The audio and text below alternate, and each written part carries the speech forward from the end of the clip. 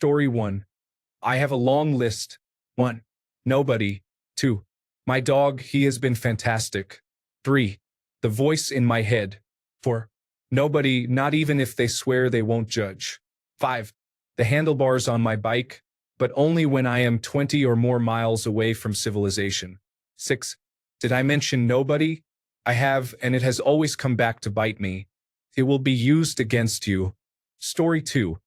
For all the things that stress me out in life, I feel incredibly fortunate to have multiple friends I can confide in. I don't know what my mental health would be without them. Oh, and my therapist, of course. Story 3. No one. My father has been dead for over a decade. My mother has memory issues. I do not, nor have I ever, had that kind of relationship with my sisters, and the surviving members of my family are virtually strangers to me now. I've had close friends here and there, but ones I confide in completely? Never. Story 4. My roommate's lifelong friends and his wife, who is also one of my best friends, and my friend who I have been friends with since kindergarten. We are 32, give or take a few months. I can tell them anything. It may not be the popular answer, but I trust these three with anything. Story 5. Believe it or not, my wife knows everything about me. And I mean everything. Likewise, I know everything about her. It's no joke, 100% absolute trust. Story 6. I was going to say my therapist, but even that isn't true. I don't tell her how badly I am doing at times. I can't afford to be sent to the psychiatric hospital currently. I've got things to do. Story 7. My dog and myself. If I am going through a hard time or some struggle, it will only be thrown back at me later to kick me down even further, so why bother?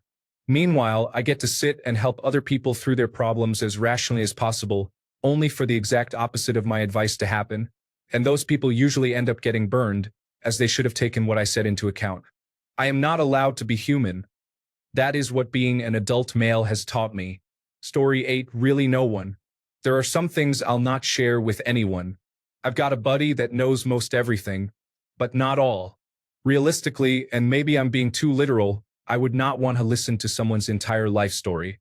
Who wants to know if they had a crush on a girl in 4th grade that didn't like them back? Who would really care? What would it matter?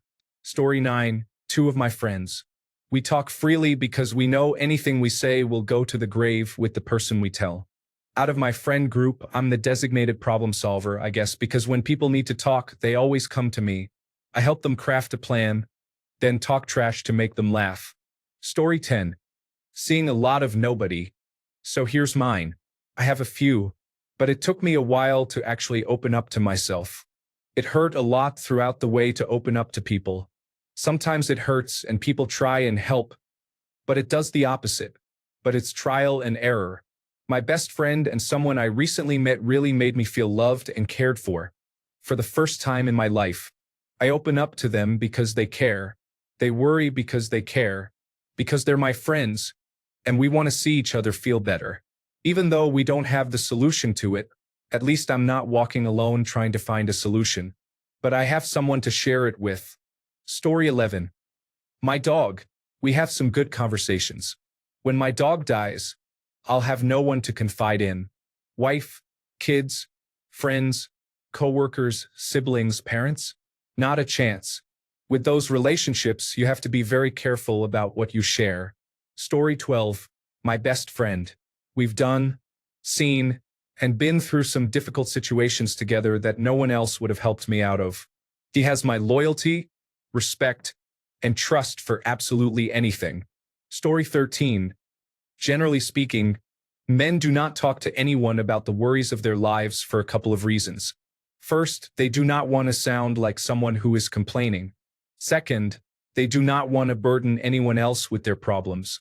Third, which is the least important of these three, they have their own way of resolving the issue, so they do not talk about it because they know they will not take anyone else's advice anyway.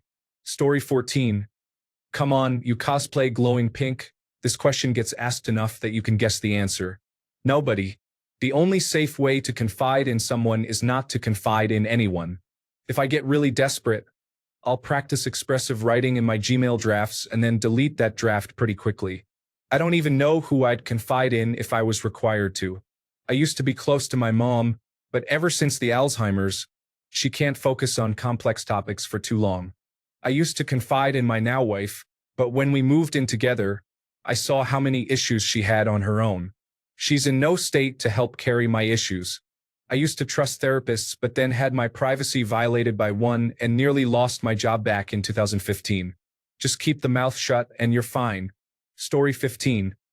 When I'm telling close buddies stories, I sometimes have the presence of mind to throw in something random just to see how far I could go with information. Safe tactic, and it never disappoints. Story 16. My brother from another mother. I've known him since second grade. We're 56 now. We have actually killed for each other during the Gulf War. Different times in 1991. Love you, man.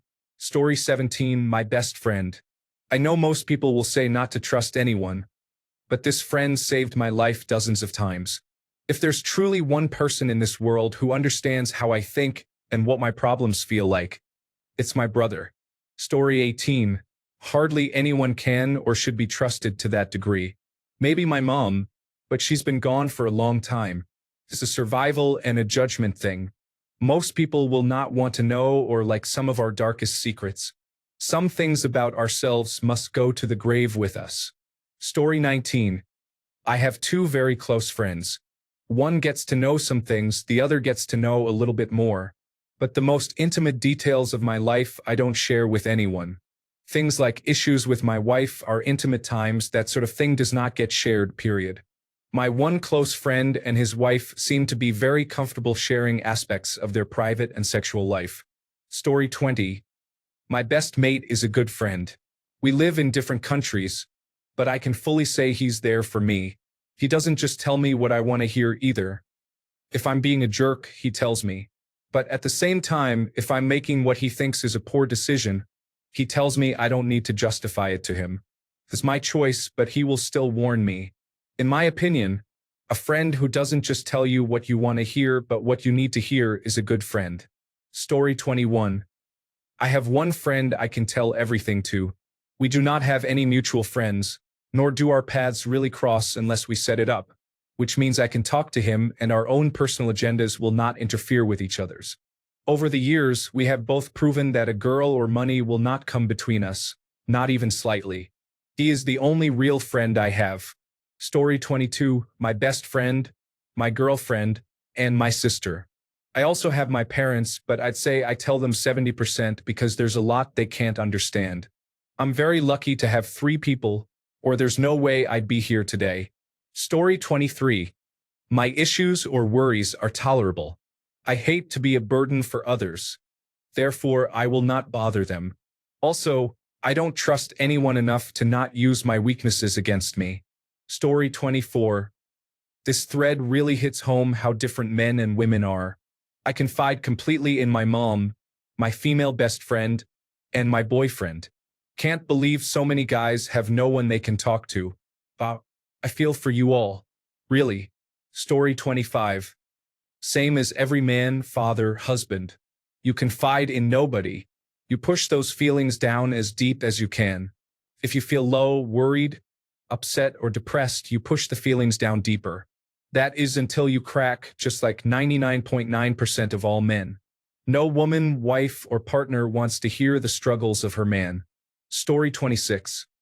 I stopped trying to confide in people when I realized it doesn't fix anything for me. And now someone else is aware of what I go through. For what? What's the point anymore? Confide in God. I confide in the smoke from my cigar. I confide in the solitude that engulfs me from every angle. I confide in the what-ifs and what-cans, the what-coulds and what-shoulds. I confide in the bottle of root beer because I know all too well what it looks like to confide in alcohol. I don't know if I'll make it out alive should I confide in alcohol. I confide in the anxiety that forced its way to the brim of my soul. I confide in my regrets. I confide in the one that records the good I've done, on my right shoulder.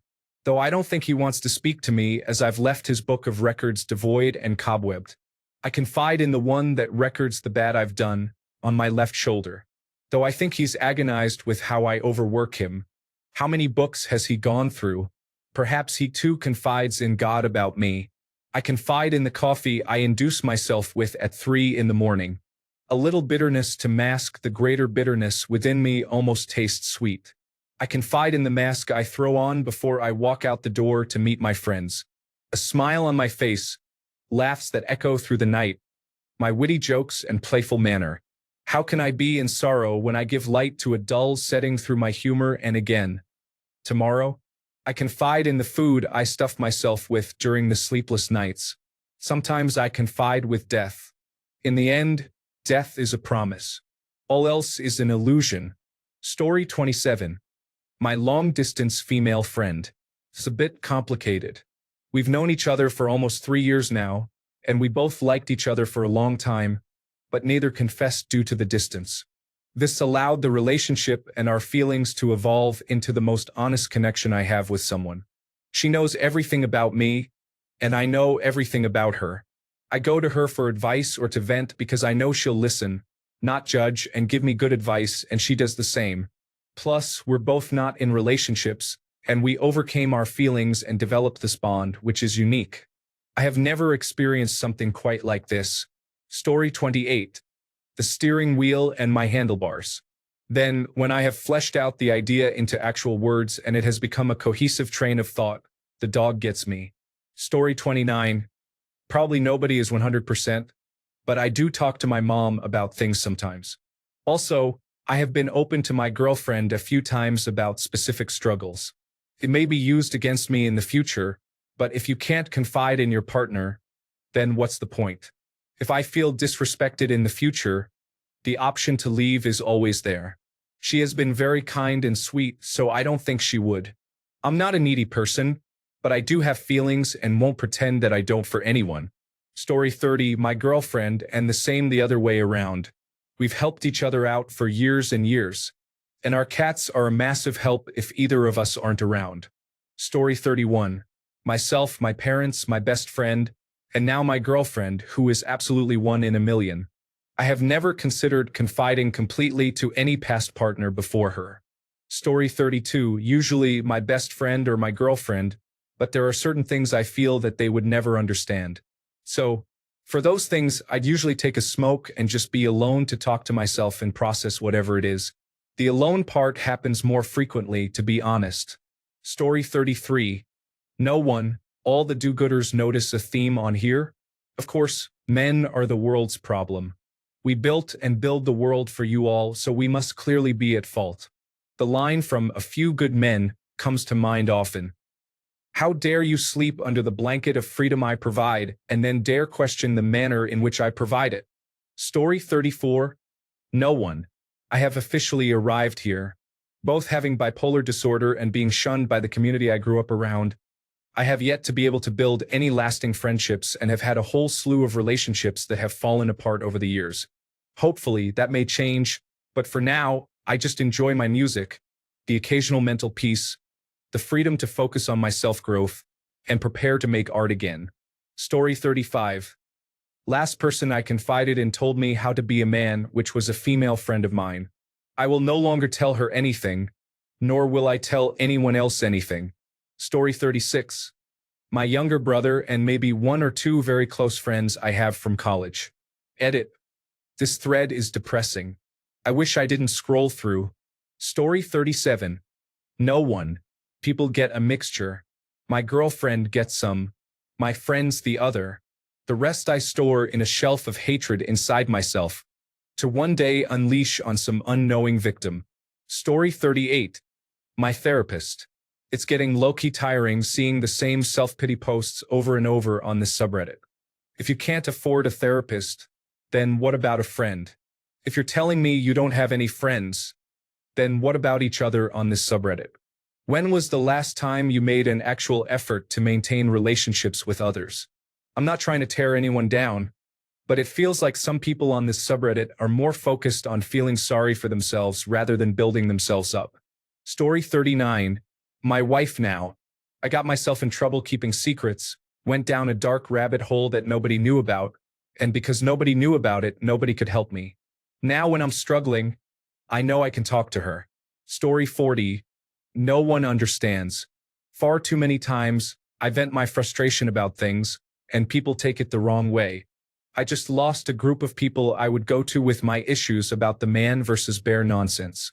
Story 41. No one. It's like keeping a journal. Why on earth would you make secrets you want kept known? I'm not a teenage girl. I don't get some kind of emotional charge out of sharing secrets. In my experience, secrets shared are just future ammunition to be used against you. Story 42. At the moment, I don't have anyone that I could confide in completely. My best friend is the closest, but I have a feeling he'll tell his wife about it.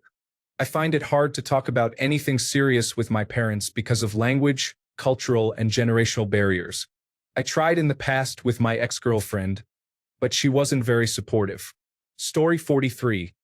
My best friend, whom I really hope I get a chance to date one day, has seen me at my absolute worst and helped me every step of the way. We have both liked each other for over a year. When we first told each other, neither of us was ready for a relationship. I am now, though she is not, but I don't want to pressure her in the slightest, so here's to hoping. Story 44. Oddly enough, a female friend I've known since childhood. Nothing romantic, she's just known me forever, and I don't really have shame with her, which lets me be pretty open with her. It's definitely weird, but it's so helpful for me personally to have a non-judgmental person of the opposite sex to give me feedback on stuff. Story 45. My wife and my partner. There's nothing that we haven't talked about together over the almost 3 decades together.